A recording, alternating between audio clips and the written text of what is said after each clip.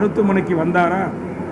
பணம் இருக்கிறது என்பதற்காக வீட்டிலிருந்து நட்டையீடு என்று சொல்லக்கூடிய இழப்பீடை அறிவித்துவிட்டு அவருடைய வேலையை தொடர்ந்து செய்கிறார். ஆனால் இன்றைக்கு எத்தனை குடும்பங்கள் அனாதையாகி இருக்கிறது? இதற்கெல்லாம் யார் பதில் சொல்வது?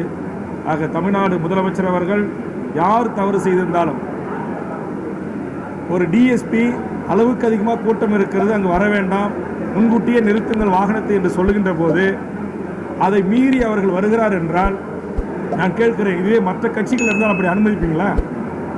சின்ன சின்ன இயக்கங்கள் அமைப்புகள் மீறி போனால் அனுமதிப்பீங்களா? நீங்கள் உடனே தடுத்து நிறுத்த மாட்டீங்க? வாகனத்தில் இருக்கிற வண்டியை ஆஃப் பண்ணி சாவியை எடுக்க மாட்டீங்க? ஏன் இங்கே அந்த மாதிரி நடவடிக்கை எடுக்கலை?